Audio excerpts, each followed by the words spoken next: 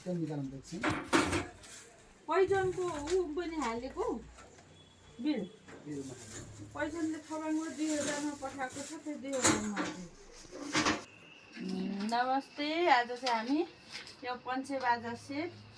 एकदमै नसोचेको ठाउँमा पठाउन लाग्छौँ थबाङबाट आउनु भएको छ उता देखा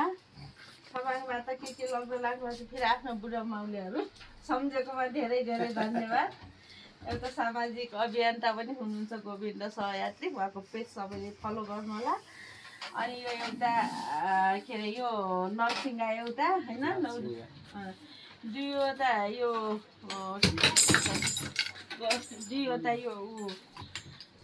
सनाई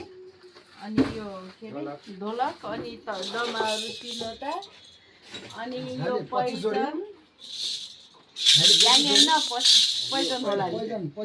पैजन अनि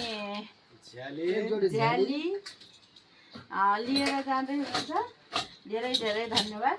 अनि यो सेवा चाहिँ लिने चाहिँ अवसर पनि हो हामीलाई चाहिँ होइन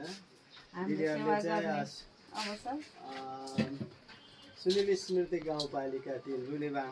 बजारमा अवस्थित हाम्रो आदरणीय दिदी भिनाजी हुनुहुन्छ होइन त्यो ठ्याक्कै कहाँनिर छ भने रुनिबाङको ठिक्कै बिच बजारमा छ होइन बिच बजारमा छ यहाँ चाहिँ भाँडाकुँडा लगायत अन्य चाहिँ वाद्य वादनका सम्पूर्ण सामग्रीहरू पाइन्छ दिदीको अलिकति के गुनासो छ भने मेरो माइत माउलोबाट चाहिँ मेरो पसलमा चाहिँ यत्रो सामान हुँदाहुँदै पनि एउटा चाहिँ सेवा गर्ने अवसर चाहिँ भइराखेको छैन भनेर चाहिँ गुनासो गर्दै हुनुहुन्छ हो पनि फेरि चाहिँ अलिकति हामीलाई यो सडक सञ्जालको चाहिँ पहुँच नहुँदाखेरि यति धेरै चाहिँ सामग्री होइन हुँदाहुँदै पनि हामीले सेवा गर्ने चाहिँ अलिकति समस्या भइरहेको अवस्था चाहिँ हो यद्यपि फेरि पनि हामी आज यो संयोग पनि हो दिदीका यो पसलमा आएर केही चाहिँ हाम्रो गाउँठाउँको लागि चाहिँ हामीले वाद्य वादनका सामग्रीहरू लाने चाहिँ अवसर मिलेको छ यस हिसाबमा दिदी भिनाजीलाई धेरै धेरै धन्यवाद र अरू पनि सबैजना यहाँहरू आइदिनु होला सुनिल स्मृति